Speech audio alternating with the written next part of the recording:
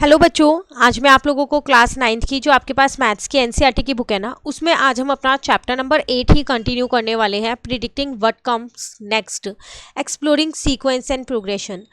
तो हमने last class में 8.2 टॉपिक कंप्लीट कर लिया था। आज हम अपना 8.3 टॉपिक करेंगे, जहां पर हम सीक्वेंस के कुछ रूल्स जानने वाले हैं कि किस तरीके से जो हमें सीक्वेंस दी गई होगी उसमें हम रूल्स को फॉलो करेंगे और आगे की जो फर्दर टर्म्स होंगी उनको निकालना आज की क्लास में हम सीखने वाले हैं। छोटा सा टॉपिक है बट काफ़ी इंपॉर्टेंट टॉपिक है, क्योंकि इसी पे बेस्ड आपके पास एक्सरसाइज 8.1 है। तो चलिए स्टार्ट करते हैं हम अपना topic. So far we have used a formula in terms of n for the nth term as the explicit rule for the sequence। अगर आपको याद होगा तो हमने 8.2 टॉपिक में एक्सप्लिसिट रूल किया था कि हर एक सीक्वेंस का देखो एक एक्सप्लिसिट रूल होता है। जैसे हमने ऑड नंबर वाली सीक्वेंस का भी किया था, हमने स्क्वायर नंबर वाले एक सीक्वेंस का भी एक्सप्लिसिट रूल किया था। ऐसे ही हर एक सीक्वेंस का एक एक्सप्लिसिट रूल होता है। तो वही वो आपसे कह रहा है, अभी तक हम वहाँ पर देख के आए हैं, हमने वो फॉर्मूला यूज़ किया है एन टर्म्स के लिए कि उसका जो एक्सप्लिसिट रूल होता है वो क्या होता है। There is another way of writing the rule for the sequence. Consider the sequence 1 4 7 10 13 and so on. The nth term is 3n minus 2. Note that each term is 3 more than the previous term.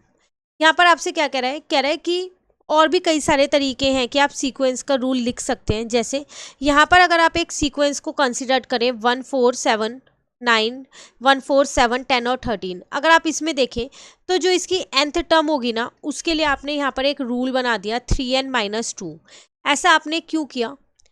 इसलिए क्या, क्योंकि आप देख रहे हो कि जो हर एक नेक्स्ट टर्म है, जैसे इसमें 3 का गैप है, देन अगेन 3 का गैप है, फिर 3 का गैप है, फिर 3 का गैप है, तो हर एक टर्म जो है वो प्रीवियस टर्म से 3 ज़्यादा है।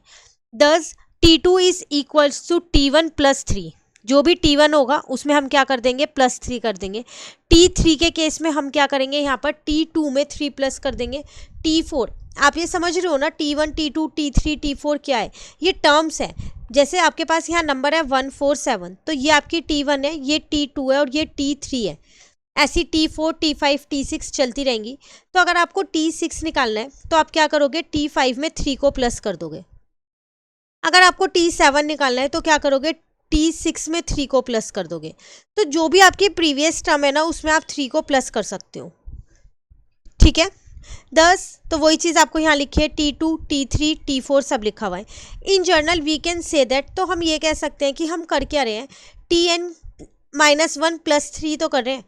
ये आपके पास 7 है, यहाँ 6 है, तो अगर मैं यहाँ 7 की जगह n लिखती हूँ तो यहाँ पर आप 6 की जगह n-1 लिखोगे, क्योंकि 7 में से 1 गया तो ही तो 6 आ रहा है, और प्लस का 3। तो ये आपका एक जनरल रूल यहाँ पर बन गया है। This way of describing a sequence by relating terms to previous term is called recursive rule या फिर फॉर्मूला।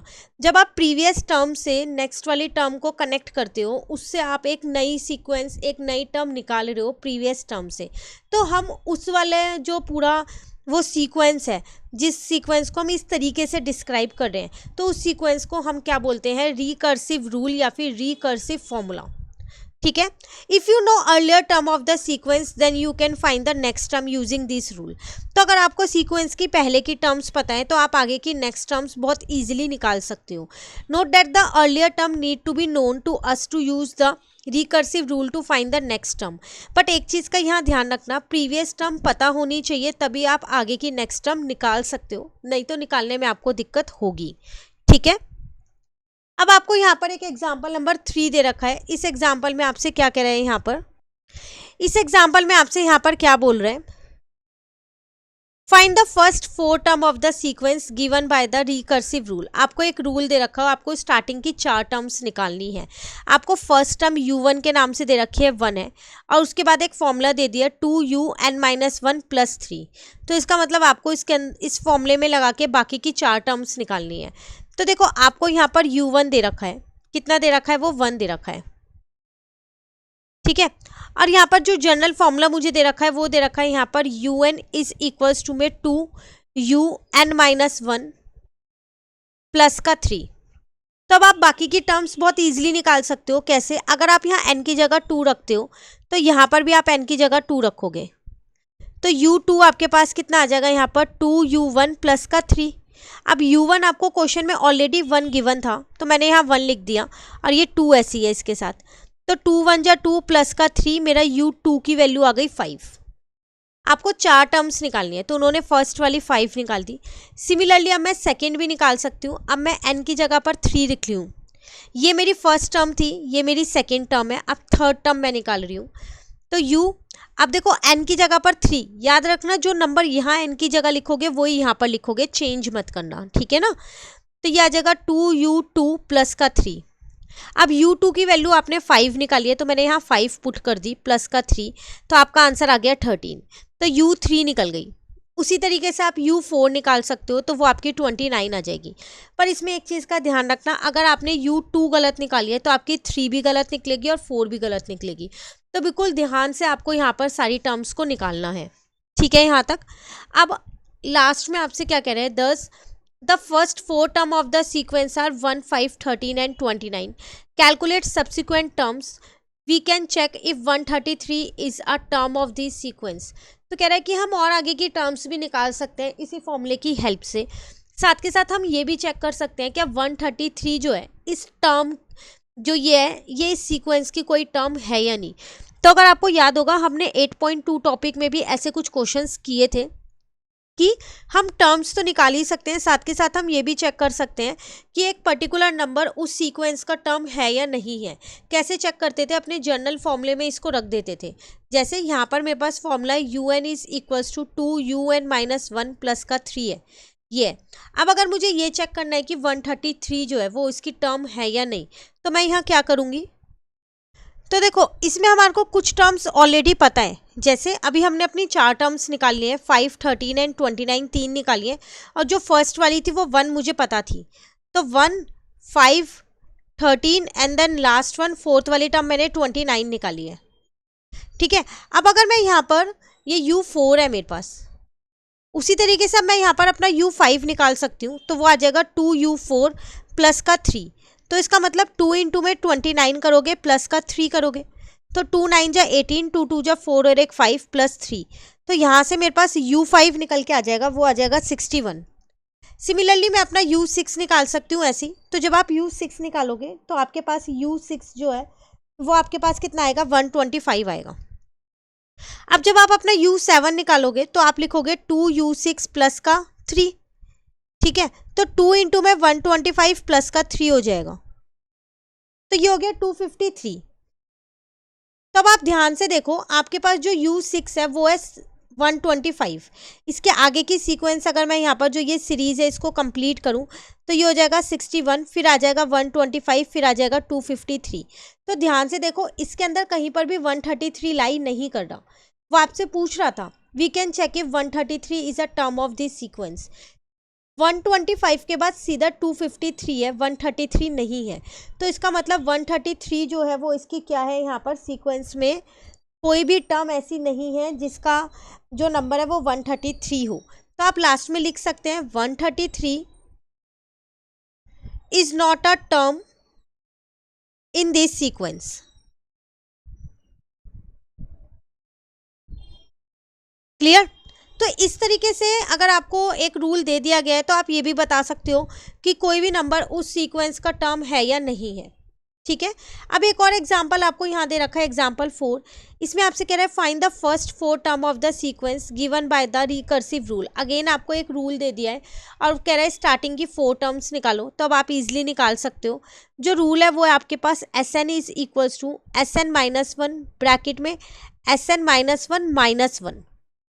मतलब अगर आपको S2 निकालना है तो n-1 का मतलब 1 हो जाएगा और S1 -1, 2 -1 1 ही तो हो जाएगा, और S1 आपको 3 दे रखा था तो 3 -1, तो 3 2 जा 6, आपका आंसर आ गया S2 निकल गया।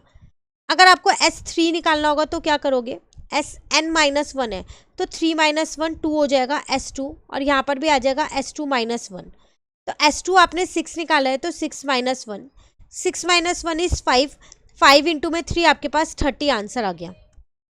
S3 भी निकल गया। सिमिलरली अब आप S4 भी निकाल सकते हो, तो वो हो जाएगा S3 ब्रैकेट में S3 -1।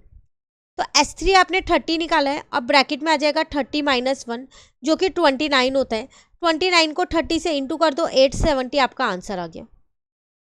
तो वो वही बोल रहा था आपको आगे की 4 टर्म्स और निकालनी है। तो जब भी आपको रिकर्सिव रूल दे तो उससे आप कितनी भी नंबर ऑफ टर्म्स निकाल सकते हो जितनी वो बोलेगा, बस आपको n की जगह पर वो पुट करना है, 2 3 4 5 6 जो भी आपसे पूछे उस अकॉर्डिंग। क्लियर। अब आगे आपसे क्या कह रहे हैं, इन्होंने वही फर्स्ट 4 टर्म्स यहाँ पर लिख दिए हैं, एक तो आपको गिवन थी, बाकी की 3 आपने फाइंड की है। अब एक और आपको दे रखा है व्याहंकास फिबोनिक सीक्वेंस, अगर आपको याद हो तो ये आपने 6th क्लास में किया था ना। A recursive rule और formula does not only have to involve the previous term.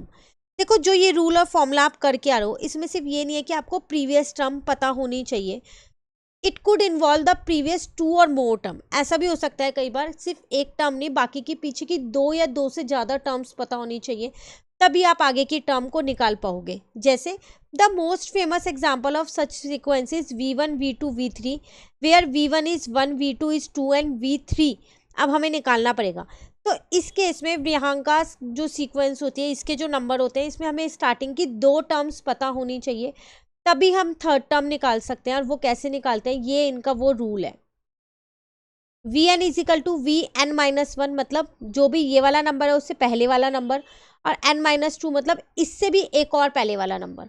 जैसे यहाँ v3 है तो vn-1 का मतलब हो जाएगा यहाँ पर v2, ठीक है, और यहाँ पर vn-2 का मतलब हो जाएगा v1, तो v2 प्लस v1, और दोनों आपको दे रखे हैं, तो 2 + 1 3 आंसर आ गया, v3 आ गया। इसका मतलब जब आपको v4 निकालना होगा तो क्या करोगे, v3 और v2 को प्लस करोगे। एक तरीके से आपकी सीक्वेंस है ये। तो आपको ये 2 नंबर वो पहले से देगा, थर्ड नंबर कैसे निकालोगे, इन दोनों को प्लस करके। v3 कैसे निकलेगा, v2 + v1। v4 कैसे निकलेगा, इन दोनों को प्लस करके, v3 + v2। v5 कैसे निकलेगा, v4 + v3। क्लियर हो गया। तो इससे आपकी क्या बन जाएगी, वो सीक्वेंस बन जाएगी। Where each term is obtain by adding the previous 2 terms. तो ऐसा ज़रूरी नहीं है सिर्फ आपको एक ही टर्म चाहिए उससे आप आगे की जो सीक्वेंस है वो कंप्लीट कर पाओगे, नहीं, कभी कभार कुछ नंबर्स ऐसे होते हैं जिनमें आपको प्रीवियस 2 टर्म्स की रिक्वायरमेंट होगी ही होगी। ठीक है। Can you right the next 2 term of this sequence, आगे की 2 टर्म्स आप लिख सकते हो। डेफिनेटली अब हम लिख सकते हैं। अगर हम इन दोनों को प्लस कर दें तो अगली टर्म आ जाएगी 4 + 1 5, 3 + 2 5। अब इन दोनों को प्लस कर दे तो आगे की एक और टर्म आ जाएगी 4 + 5 9, 3 + 5 हो जाएगा 8। ऐसे आप कितनी भी निकाल सकते हो। ठीक है। Do you recognise this sequence from previous grade, क्या आपको याद आ रहा है कि आपने 6th क्लास में ये व्याहंकास फिबोनिक सीक्वेंस की थी।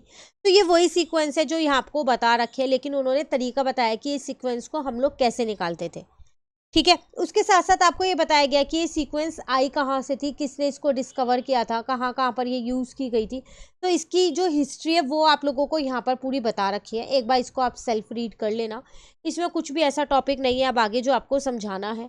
अब डायरेक्ट आपके पास एक्सरसाइज 8.1 है जो हमें करनी है। टोटल इसमें 6 क्वेश्चन है, काफ़ी इंपॉर्टेंट क्वेश्चन है। क्यों, क्योंकि आपके लिए एक तो ये चैप्टर नया है, 10th क्लास में मिलने वाला था, 9th में मिल गया है, तो नई नई चीज़ें अब आपको इसमें सीखने को मिल रही हैं। तो एक्सरसाइज के क्वेश्चन इसलिए इंपॉर्टेंट है क्योंकि जो 3 टॉपिक्स हमने 3 दिन में कवर किए हैं, 8.1, 8.2 एंड 8.3, अब उससे रिलेटेड क्वेश्चंस आपको मिक्स होके 8.1 एक्सरसाइज में मिलने वाले हैं। ठीक है। तो नेक्स्ट क्लास में इसको कवर कर लेते हैं। आप एक बार ये वाला टॉपिक और अच्छे से कर लीजिएगा 8.3, ताकि तीनों टॉपिक्स क्लियर हो जाएं, फिर हमारे को एक्सरसाइज करने में कोई दिक्कत नहीं होगी। तो मिलते हैं अपनी नेक्स्ट क्लास में 8.1 टॉपिक के साथ। Thank you.